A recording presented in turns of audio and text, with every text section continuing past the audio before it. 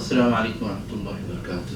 الحمد للہ رب العالمین والصلاة والسلام علی اشرف الانبیاء والمرسلین وعلی آلہ الطیبین الطاہرین. اما بعد فاعوذ باللہ من الشیطان الرجیم. بسم اللہ الرحمن الرحیم. ان اللہ وملائکتہ یصلون علی النبی یا ایھا الذین آمنوا صلوا علیہ وسلموا تسلیما. اللهم صل وسلم وبارك على سيدنا محمد وآله وأصحابه وأزواجه وذرياته وأهل بيته والشيعة المحبين وأمته خصوصا على وارث كماله وغوثنا الغاصل عاصمنا الشيخ عبد القادر الجيلاني سيدنا معين الدين الچشتی اجمعین سيدنا عبد الحسن علي الشاذلي رضوان الله تعالى عليهم أجمعين.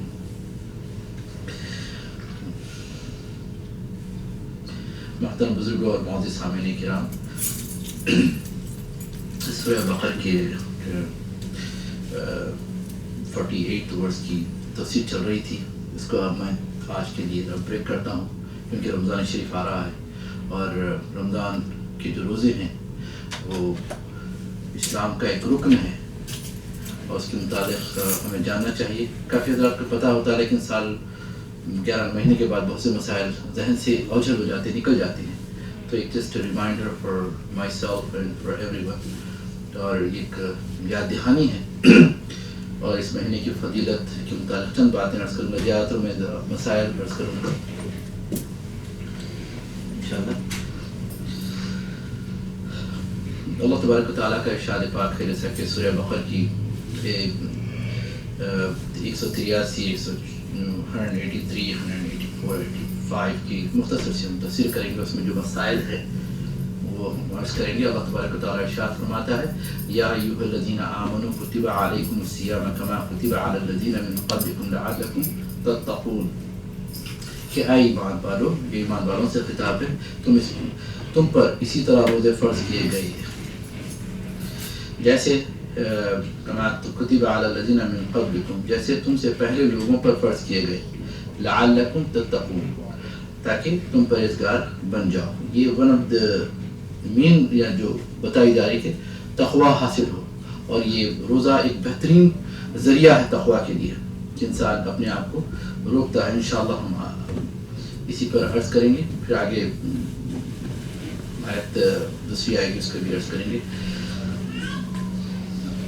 کیونکہ رمضان شریف کے متعلق اللہ تبارک تعالیٰ کے حبیب محمد مصطفیٰ صلی اللہ تعالیٰ علیہ وآلہ وسلم کا ارشاد ہے اذا دخل رمضان فتحت ابواب الجنت وعلقت ابواب جہنم وسلسلت الشیاطین. کہ جب رمضان داخل ہوتا ہے سبحان اللہ تو جنت کے دروازے کھول دیے جاتے ہیں اور جہنم کے دروازے بند کر دیے جاتے ہیں اور شیاطین کو باندھ دیا جاتا ہے چین سے. اللہ اکبر. اگر کوئی شرارت کرتا ہے تو اس کی اپنی شرارت ہے، انسان کی ہے. خیر یہ حدیث کا حصہ نہیں، یہ میرا ہے اور کما قال علیہ السلام. اسی طرح آقا دو جہاں کا اور ایک ارشاد پاک ہے، صرف میں ترجمہ سنا دوں گا. آقا دو جہاں صلی اللہ علیہ وسلم ارشاد فرماتے ہیں، اور اس حدیث کو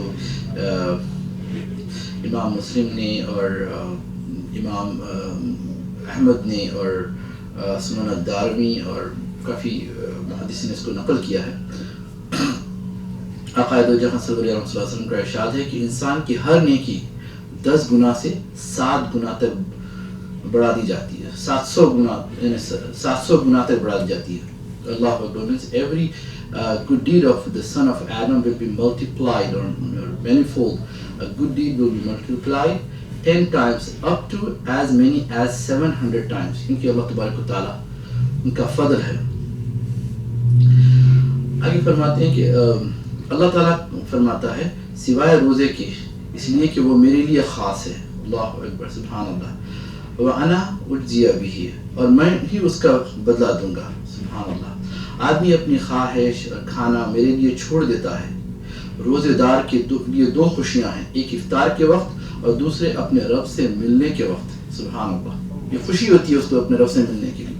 اللہ اکبر. اور روزے دار کے منہ کی بو اللہ تبارک تعالیٰ کے نزدیک مشک کی بو سے بہتر ہے. سبحان اللہ. The smell that comes out from the mouth of a fasting person is better before Allah than the fragrance of musk. تو ہم اگر کسی روزہ دار کے منہ سے اگر کوئی بو محسوس کریں تو اس کو برا نہ سمجھے. یہ انتہائی اخلاق سے گری ہوئی حرکت ہے. ارے یار تیرے منہ سے بو آ رہی ہے، انتہا ایک روزے دار اور اس کا احترام کرنا چاہیے. بہرحال روزہ ایک ڈھال ہے. سبحان اللہ، آقا دو جہاں کا ارشاد پاک ہے کہ برائیوں سے روکنے کا ایک مقام پر سرکار صلی اللہ علیہ وسلم ارشاد فرماتے ہیں کہ برائیوں سے روکنے کا ایک ڈھال ہے. بہرحال میں آپ کو مسائل کی طرف جانا چاہتا ہوں، وہ اصل میرا مقصد ہے. فضائل میں تو اتنے احادیث ہیں، اللہ اکبر، کہ اوور ویلمنگ احادیث ہے. اس کا احاطہ ہی میں اگر یہ سنانے بیٹھوں تو میری یہ بلکہ کئی گھنٹے لگ جائیں گے. بہرحال روزہ شرع میں یعنی شریعت میں مسلمان کا بنیت عبادت یعنی صبح صادق سے غروب آفتاب تک اپنے آپ کو قصداً یعنی ڈیلیبریٹلی کھانے پینے اور جماع سے باز رکھنا ہے، اور عورت حیض و نفاس سے خالی ہونا شرط ہے. یہ چیزیں اس کے شرع میں ہیں، ہماری شریعت میں اٹس اے سیکریڈ لا. اور روزے کے 3 درجے ہیں. ایک ہوتا ہے عوام کا روزہ کہ کھانا پینا اور مباشرت سے دور رہے. دوسرا خواص کا کہ آنکھ، کان، ناک، ہاتھ، پاؤں، یہ تمام چیزوں کو کھانے پینے اور جماع کے علاوہ ان چیزوں کا بھی روزہ ہے کہ ہر چیز کو روکے رکھے. یہ خواص کا روزہ ہے. سبحان اللہ. اور جو خاص الخاص جو بہت ہی ہائی ڈگری کے جو ہوتے ہیں اللہ کی، وہ تمام چیزوں سے بچتے ہیں. تو یہ وجہ ہے کہ بعض لوگ سیکلوژن میں چلے جاتے ہیں، اعتکاف میں چلے جاتے ہیں کہ تمام چیزوں سے ہم بچ جائیں اور لوگ ہمارے فتنے سے ہی محفوظ ہوں. حضرت بایزید بستامی رضی اللہ تعالیٰ عنہ غالباً انہی کا واقعہ ہے کہ مسجد میں اعتکاف تھے کہ ایک شخص آئے آ کے کہنے لگے کہ بھائی میں اس وقت اعتکاف کر رہا ہوں کہ لوگوں کی غیبتوں سے، برائیوں سے بچوں. تو حضرت بایزید بستامی فرما رہے آپ کا تو مقام بہت بلند ہے، میں یہاں آیا ہوں کہ لوگ میرے فتنے سے بچیں. سبحان اللہ. تو یعنی اپنے آپ کو اتنا چڑھا کے لوگ عبادت بھی کرتے ہیں کہ بھائی لوگوں سے میرے کو نفرت ہے. جب یہ استغفر اللہ، پہلے اپنے اندر دیکھ لو کہ واقعی وہ کیریکٹر میرے اندر ہے یا نہیں، بجائے اس کے کہ ہم کسی کے اندر برائی دیکھیں. تو روزے کا معنی یہی ہے کہ اللہ تبارک و تعالیٰ کی قربت حاصل کرے. سبحان اللہ. روزہ 5 قسم کا ہوتا ہے. ایک احناف کے، کیونکہ احناف کے پاس فرض ہے لیکن دوسرا ائمہ کے پاس صرف واجب ہے. واجب اور فرض ایک ہی ہے. بہرحال ایک اصطلاحات ہے: واجب، فرض، واجب، نفل، مکروہ تنزیہی اور مکروہ تحریمی. فرض واجب 2 قسم کی ہے، ایک معین ٹائملی مینر اور دوسرا ان ٹائملی مینر. ایسا کہ رمضان کے روزے ایک وقت کے ساتھ ہے، اگر اس کا روزہ چھٹ جائے تو غیر معین ہو گیا کہ اس کا قضا بعد میں، وہ فرض ہے وہ بھی لیکن بعد میں ادا کر دے. اس کے لیے کوئی وقت معین نہیں ہے، مینس کوئی ٹائم کانسٹرینٹ نہیں ہے. اور واجب معین یہ نظر کے روزے واو کے ہے. اگر کسی نے منت مانگی تھی کہ میرا بچہ اچھا ہو جائے یا میں یہ ہو جاؤں کہ اسی دن میں روزہ رہوں گا، تو وہ اس کے اوپر واجب ہے اسی دن روزہ رہے. ہاں اگر کوئی منت کرے کہ میرا بچہ، میرا یہ فلاں کام ہو جائے تو میں روزہ رکھوں گا، تو اس کے غیر معین ہے کہ بعد میں کبھی بھی روزہ رہ سکتا ہے. اسی طرح نفل روزے ہوتے ہیں، جیسے عاشور دن کا ہے، 15ویں شعبان کا ہے، پیر اور جمعرات کا ہے، اور ایام بیض ہے یعنی 13، 14، 15 کا روزہ ہے. یہ تمام چیزیں ہیں. اور ایک روزہ ہے جیسا کہ حضرت داؤد علیہ السلام کا روزہ رہتا ہے، 1 دن اور 1 رہتے تھے. یہ نفل ہیں روزے. اور مکروہ تنزیہی وہ ہے کہ ہفتے کے دن کا، خالص ہفتے کے دن کا روزہ رکھنا اسے منع کیا گیا ہے، یعنی کسی اور دن کے ساتھ ملا کے کریں. احناف کے ہاں جمعے کا روزہ مکروہ نہیں ہے، لیکن شوافع وغیرہ کے پاس مکروہ ہے صرف جمعے کا روزہ. اگر ان کے پاس اگر جمعے کا روزہ رہے کسی اور دن کے ساتھ ملا کے رہیں تو وہ کراہت اس کی ہٹ جاتی ہے. لیکن خالص کیونکہ جمعہ عید المومنین ہے کہ اس دن، اس میں احناف کا بھی بڑا اختلاف ہے. تو میں بہرحال آپ سے یہ بات، اور ایک ہوتی ہے مکروہ تحریمی، لیکن شوافع وغیرہ کے پاس وہ حرام ہے وہ روزہ. احناف کے پاس مکروہ تحریمی ہے، حرام کے قریب ہے. عید کے دن کا روزہ رہنا اور ایام تشریق کا روزہ رہنا. ایام تشریق یعنی عید تو ایک عید الاضحیٰ، عید الفطر و عید الاضحیٰ، اس کا مکروہ تحریمی ہے. اور ایام تشریق یعنی عید الاضحیٰ کے بعد، یعنی ذوالحجہ کی 11، 12، 13 کا روزہ رہنا ہمارے ہاں مکروہ تحریمی ہے، عید کا بھی اور مکروہ تحریمی. اللہم صلی علی سیدنا محمد وعلی سیدنا محمد وعلی. یہ تو بڑی بات ہے. اب آئیے کہ روزہ کب ہوتا ہے. اس کے سحر کے متعلق یہ ہے کہ سرکار صلی اللہ علیہ وسلم کی بہت سی احادیث ہیں سحر کے متعلق کہ ہمارے میں اور غیر مسلمین میں جو فرق ہے ایک سحر کا ہے کہ ہم رہیں, لیکن یہ ضروری نہیں ہے. آپ خانہ کی سرکار کا ارشاد پاک ہے اور علماء فرماتے ہیں کہ اگر کسی سحر چھوٹ جائے تو روزہ نہیں چھوڑ سکتا وہ اٹھا دیر سے اٹھا اور فجر کا وقت ہو گیا اور سحر نہیں کیا, اگر اس کے اندر طاقت ہے تو وہ روزہ رہے کیسا بھی, کیونکہ یہ فرض ہی ہے روزے. سبحان اللہ. اور نیت اس کے اندر شرط ہے اور اس میں تمام ائمہ کا کوئی اختلاف نہیں ہے. ایک ہوتا ہے کہ دل کے ارادے کا نام, کل اگر روزہ رہنا ہے تو ایک دن پہلے اس کی نیت کر لے یا پھر دن میں نیت کر لے, اور دن میں کیا دحوۃ الکبریٰ کہتے ہیں اس سے پہلے نیت کر لے. یہ ضحیٰ کا وقت, چاشت کا وقت جب شروع ہوتا ہے, چاشت کا وقت کب شروع ہوتا ہے, ایک اشراق جب ختم ہو جاتا ہے, جب فجر ختم ہوتی ہے, فجر ختم ہونے کے بعد اشراق کا وقت, سورج جب ہورائزن پہ آتا ہے پیلا نظر آتا ہے اس کو اشراق کہتے ہیں, وہ جا کے پھر وہ وائٹ ہو جاتا ہے تو وہ ضحیٰ کا وقت شروع ہو جاتا ہے, اس کو چاشت کہتے ہیں ہمارے. تو جب تک آپ نیت کریں, نیت بہت ضروری, نیت دل کے ارادے کا نام ہے اور زبان سے کہیں تو وہ مستحب ہے, اس کے الفاظ بھی ہیں. نویت ان اصوم غدا للہ تعالی من فرض رمضان ھذا, یعنی میں نیت کرتا ہوں روزے کی اللہ تبارک و تعالی کے لیے رمضان کے فرض کا روزہ کل رکھوں گا, ایک دن پہلے کریں. اگر اسی دن ہے تو کہے کہ نویت ان اصوم غدا للہ تعالی من صوم رمضان, ایک تو عام ہے اور دوسرا ہے کہ اردو میں بھی کہ اللہ آج کا میں جو روزہ رکھ رہا ہوں وہ صرف خالصتاً تیرے لیے ہے, جو رمضان کا ہے, جو مجھ پر فرض کیے گئے ہیں. یعنی اردو میں کہے, انگلش میں کہیں, کسی لینگویج میں کہیں, لیکن اصل دل کے ارادے کا نام وہ ضروری ہے. بغیر نیت کے کوئی عمل قبول نہیں ہے ہمارے پاس. نیت کی بڑا دخل ہے اس کے اندر, کوئی بھی عمل کے لیے ہو. اور اس کے اندر آیت کریمہ بھی ہے, اللہ تبارک و تعالیٰ ارشاد فرماتا ہے وَكُلُوا وَاشْرَبُوا حَتَّى يَتَبَيَّنَ لَكُمُ الْخَيْطُ الْأَبْيَضُ مِنَ الْخَيْطِ الْأَسْوَدِ مِنَ الْفَجْرِ, اور کھاتے پیتے رہا کرو یہاں تک کہ تم صبح کی سفید ڈور رات کے سیاہ ڈور سے الگ ہو کر نمایاں نہ ہو جائے. یعنی رات جب آہستہ آہستہ جسٹ تھوڑا سا ٹرن ہو رہی, جو ڈان کا وقت تم سے رک جانا چاہیے. اب اللہ کرم ہے ہمیں وہ زمانہ ختم ہو گیا کہ پہلے لوگ قیاس آرائی کرتے تھے, ابھی یہ فجر کا وقت ہے, یہ ظہر کا, یہ اب ہمارے پاس ٹائم ٹیبلز آ گئے ہیں الحمدللہ, ہمیں اس کی کوئی پریشانی نہیں ہے الحمدللہ. کہ اور بہتر یہ ہے کہ جب سحر کریں تو جب معلوم ہے کہ یہ وقت پہ ہے تو ایک 4-5 منٹ پہلے کر لیں, اور افطار کے لیے تھوڑا ٹھہر کے کریں. یہی امام غزالی فرماتے ہیں. بے شک حدیث کے الفاظ ہیں کہ سحر آرام سے کرو اور افطار کے لیے اجرت کرو. اجرت کے معنی یہ نہیں کہ اسے پہلے کر دیں, بلکہ اس کا اہتمام کرو, اس کی قدر کرو افطار کی. سبحان اللہ. یہ ہے وقت سے پہلے کریں گے تو روزہ ٹوٹ جائے گا. تو بہتر کہ پورا یقین ہو جائے کہ اب یہ افطار کا وقت ہے. سبحان اللہ. اور رمضان کا روزہ کن پر فرض ہے؟ عقائد جہاں صلی اللہ علیہ وسلم کے ارشادات کے مطابق ہر مسلمان عاقل بالغ تندرست مقیم مرد عورت پر فرض ہے. عاقل جس کا سیم پرسن, اور بالغ کے لیے عورتوں کے لیے تو نمایاں ہے کہ جب ان کو ماہواری شروع ہو جاتی ہے وہ ان کی بلوغیت ہے. اور مرد کے لیے اس میں مختلف روایات ہے, جیسا کہ ابن عمر رضی اللہ تعالیٰ عنہ جو جنگ بدر میں حاضر ہونا چاہتے تھے, سرکار صلی اللہ علیہ وسلم نے روک دیا اور وجہ بتائی کہ تم ابھی کیا عمر ہے؟ فرمایا کہ 13 ہے. تو کہا ابھی تم سن بلوغ کو نہیں پہنچے.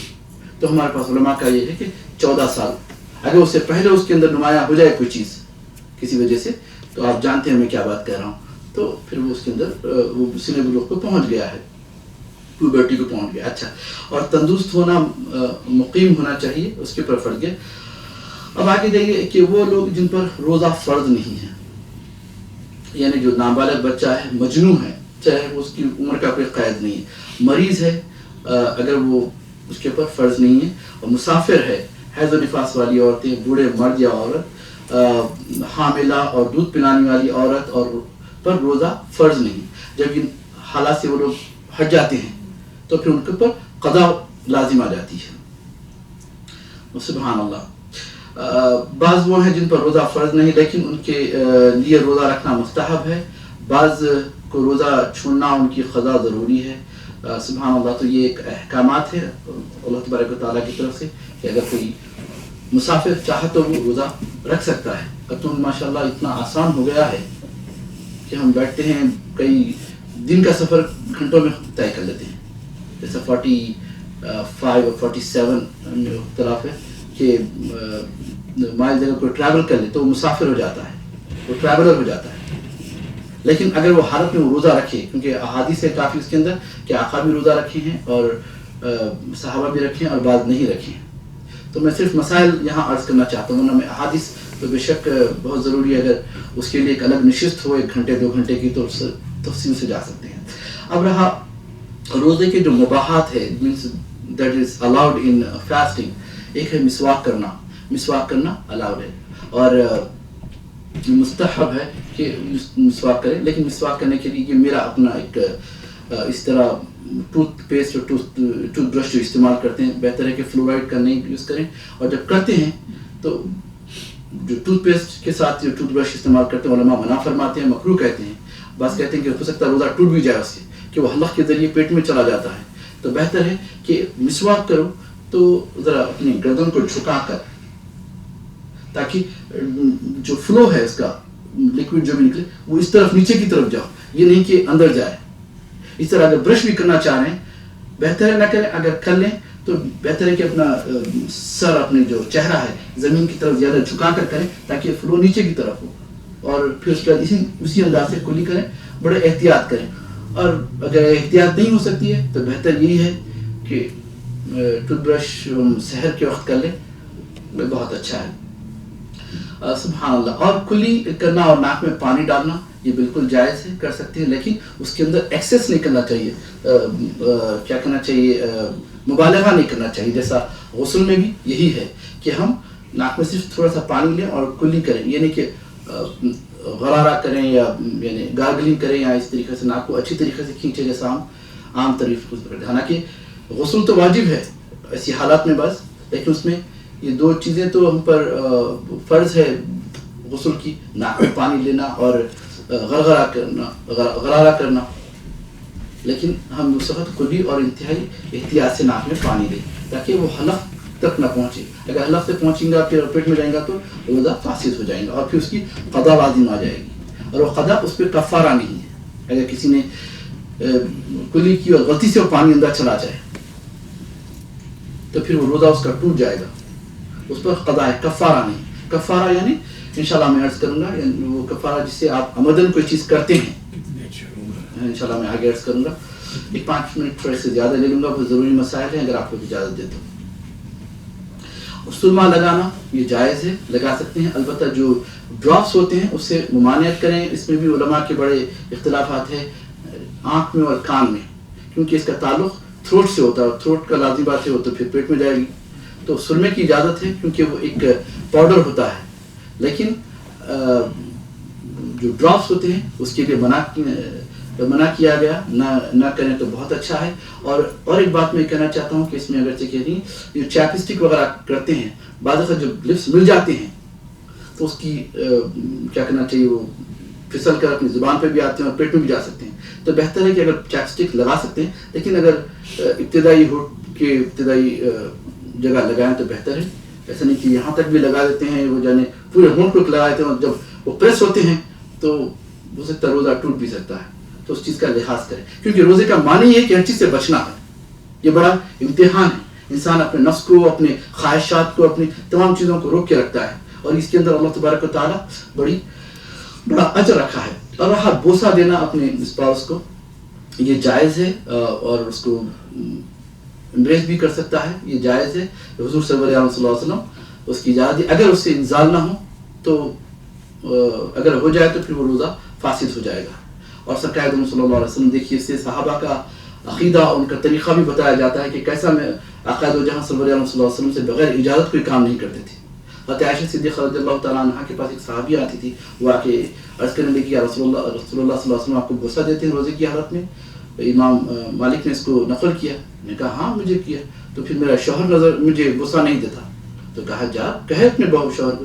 تو جا کے اپنے شوہر سے کہی. شوہر نے کہا کہ میں نہیں دے سکتا تجھے اس واسطے کہ وہ رسول ہیں, ان کے ساتھ معاملات الگ ہیں. جب تک حضور کا عمل ہمارے لیے قابل تقلید نہیں ہے، ان کا حکم ہے.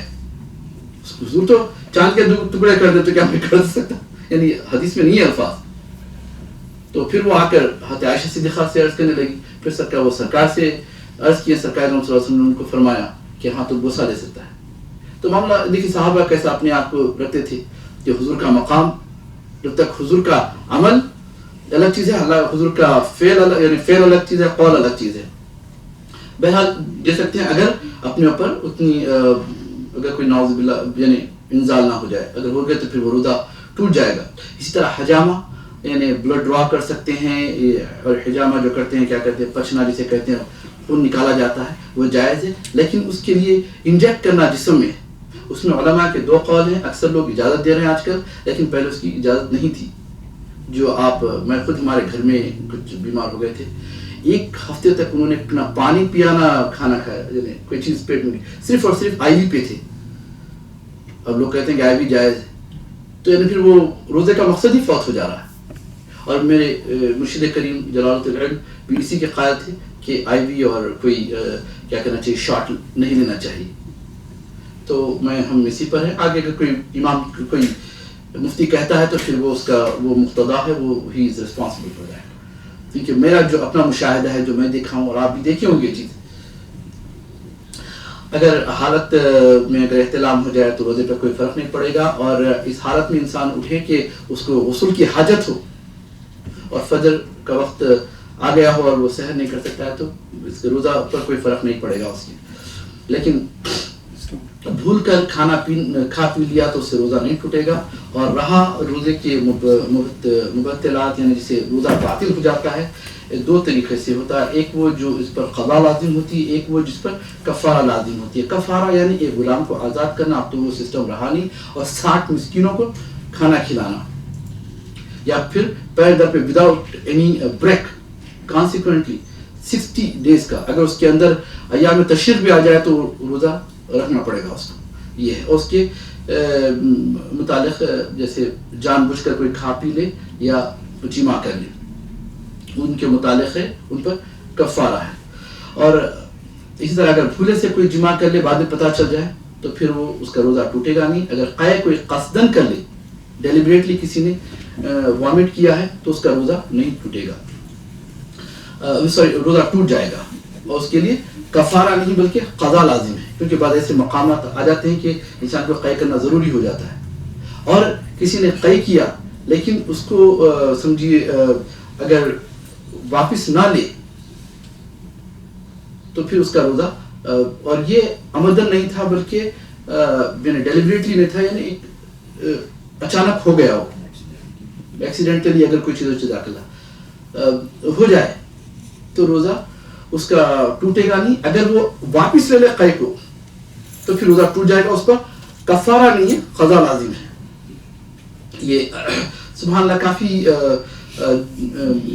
جان بوجھ کے تو میں نے کہہ دیا، اور غلطی سے کافی وقت لے رہا ہوں. انشاءاللہ کچھ باتیں اور میں عرض کرنا چاہتا تھا. اور رمضان کی فضیلت، کیونکہ سب سے بڑی فضیلت یہ ہے کہ رمضان میں قرآن کا نزول ہوا، اور حضور صلی اللہ علیہ وسلم پر جو پہلی وحی آئی وہ بھی رمضان میں آئی، اور پھر قرآن کمپلیٹ بھی رمضان میں ہوا. جیسا کہ عائشہ صدیقہ سلام اللہ علیہ کا قول مبارک ہے کہ آقا دو جہاں صلی اللہ علیہ وسلم کے پاس حضرت فاطمہ آئی، اور حدیث ہے اس پر سرکار صلی اللہ علیہ وسلم نے فرمایا تھا کہ اے فاطمہ تم اس بات پر، یعنی پہلے فرمایا کان میں کچھ بات کہی، آپ رو دیں، اور دوسری مرتبہ ایک بات فرمایا تو آپ مسکرانے لگی.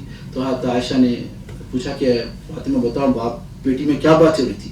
فرمایا کہ میں اس وقت یہ بات نہیں کہہ سکتی. جب سرکار صلی اللہ علیہ وسلم بظاہر جب آنکھ بند کیا تو جب وہ یہ بات یاد دلائی حضرت عائشہ نے رضی اللہ تعالیٰ عنہ وسلام اللہ علیہ، سرکار فاطمہ نے فرمایا کہ سرکار صلی اللہ علیہ وسلم پہلے میرے کان میں ایک بات ایسی فرمائی کہ اب ہر سال جبریل 1 مرتبہ آیا کرتے تھے قرآن کے دور کے لیے، اس وقت 2 مرتبہ آئے، اب میرا چل چلا ہوا ہے. تو جیسا پتہ چلا تو میں رونے لگی.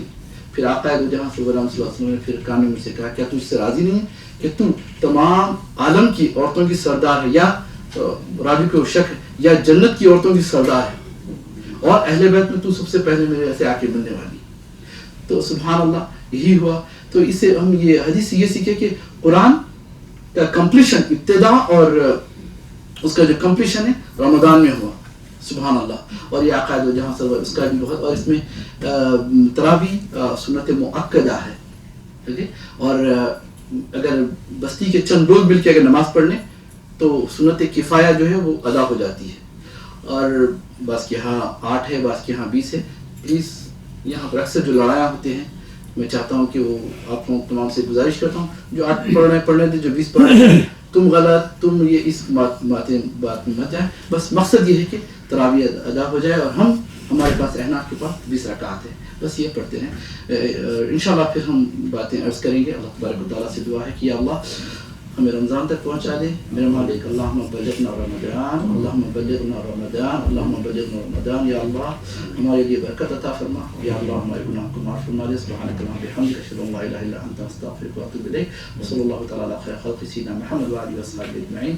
یا اللہ یا رحمان یا رحیم. الحمد للہ.